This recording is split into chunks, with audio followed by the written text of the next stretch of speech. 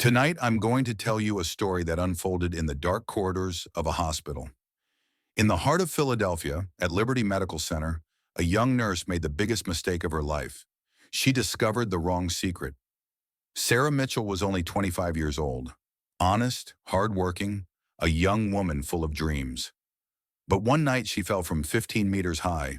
Or was she pushed? In her pocket, a suicide note. On her body, countless fractures. The police said suicide. The case was about to be closed. But Detective Robert Hayes didn't think so, because something was missing.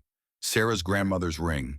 And that's when a single drop of blood and a few fabric fibers changed everything. Welcome to Detectives True Crime Files. I'm your narrator. Tonight we're opening a real detective's case file. Real crimes, real killers, real justice. If you're ready, let's begin. Sarah Mitchell didn't expect much from life. When she graduated from nursing school 3 years ago and started working at Liberty Medical Center in Philadelphia, she only dreamed of a happy home. But life was cruel. First, her father and brother died in a traffic accident.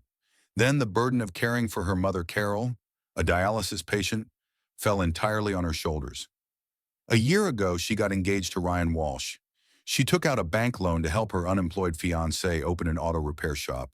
But things didn't go as planned. Yesterday, they received a foreclosure notice from the bank.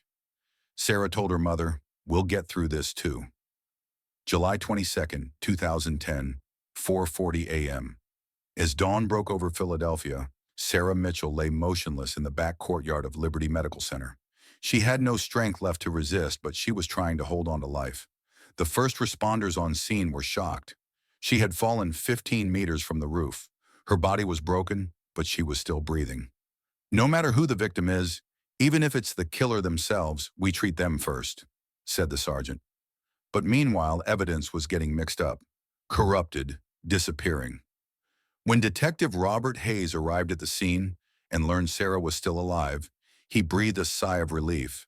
But he needed to answer how and why she fell from a height of 15 meters. "Detective, over here," called the crime scene technician. "Sarah's left pant leg is torn all the way down. There's a deep scratch on her leg in the same spot." Hayes went up to the roof. There were metal hooks on the terrace wall used for hanging flags. He noticed fabric fibers caught on one of the hooks. "Are you sure she was pushed from here?" Hayes asked. "Positive, Detective. Security cameras show Sarah was last seen here." The Liberty Medical Center security guard was in shock. "My God, how did this happen? Sarah was such a good kid." "Blood pressure dropping, quick!" shouted Dr. Marcus Bennett. The surgical team was fighting to save Sarah. Countless fractures, internal bleeding. "We need AB negative blood, stat." Sarah's mother, Carol Mitchell, 50 years old and a dialysis patient, was crying. "What happened to my daughter? How could she do this?" "Does she have insurance?" the hospital administrator asked in a cold voice. "Yes, she does. All because of that fiancé of hers. He took out the loan, then lost everything."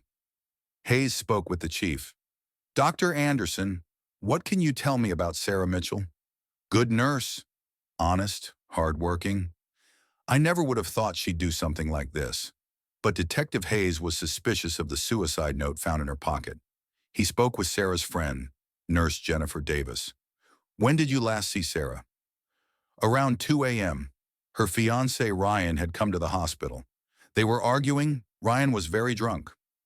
Hayes examined Sarah's computer and personal belongings. Something caught his attention. Sarah's grandmother's ring that she always wore was missing from her finger. "Ryan, why did you call Sarah that night?" "I was really drunk. I don't remember exactly. But we argued. About the loan. I screwed up the business, and she was mad at me." "So why did you come back to the hospital that night?" "I don't know. I woke up near dawn. I was in my car. The windows were fogged up." The young, handsome surgeon was in love with Sarah, but Sarah hadn't chosen him. "Dr. Bennett, were you in love with Sarah?" "Yes, but she chose Ryan. I never understood it. I could have given her a much better life." "Why did you insist on being in Sarah's surgery that night?" "It wasn't your responsibility." "I wanted to save her." He was a quiet, nervous doctor, but Hayes had a feeling about him. "Dr. Cole, did you prep Sarah for surgery?" "Yes." "Had her legs been shaved?" "No." They hadn't been shaved. Hayes knew. 90% of suicide attempts involve people cleaning and preparing themselves. Sarah hadn't prepared. This wasn't suicide. The forensics expert gave Hayes the report. Detective, the fibers we collected from the hook on the roof matched Sarah's uniform. But more importantly, the suicide note wasn't written by Sarah. Our handwriting expert is 70% certain. Someone forged Sarah's handwriting, Hayes murmured. Hayes learned that Sarah's missing ring had been found in a dumpster on Chestnut Street. The address was interesting, right across from Dr. Jason Cole's house. The files on Sarah's flash drive explained everything. Systematic drug theft was happening at Liberty Medical Center. OxyContin, Vicodin, Xanax. Green prescribed drugs were being sold on the black market. Sarah had discovered it, and that's why she needed to be silenced. Dr. Jason Cole finally talked. I was working with Chief of Staff, Dr. Anderson, and pharmaceutical rep, Kevin Miller. Sarah found out. I called her to the roof at midnight. I deleted the files on her computer, but she came. We argued. Then, I pushed her toward the balcony. As she fell, Hayes asked angrily, "You pushed an innocent person from 15 meters high?" "I had no choice," Cole shouted. "Millions were at stake. Sarah was going to ruin everything." Sarah Mitchell woke from a 6-week coma. A long recovery process began, but she survived. Dr. Jason Cole was sentenced to 25 years in prison for attempted murder. Dr. Robert Anderson and pharmaceutical rep Kevin Miller each received 15-year sentences for organized crime and corruption. As Detective Hayes closed the case, he thought, "There's no such thing as a perfect crime.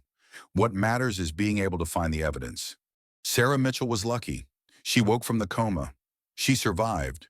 But not every victim is that fortunate. In solving this case, Detective Robert Hayes learned a truth once again. There is no such thing as a perfect crime. Only cases that haven't been investigated thoroughly enough. A drop of blood, a few fabric fibers, a missing ring. Sometimes justice hides in the smallest details. Dr. Jason Cole is currently serving his 25-year sentence at Pennsylvania State Prison. Dr. Robert Anderson and Kevin Miller share the same fate. Greed destroyed them, and Sarah Mitchell's courage brought the truth to light. The story you heard tonight was real. Names were changed, but the events happened exactly as told. Because real crimes happen in real life, and real detectives solve them. If you ever find yourself in such a situation, remember this. The truth always comes out sooner or later. Thank you for watching. I've been your narrator.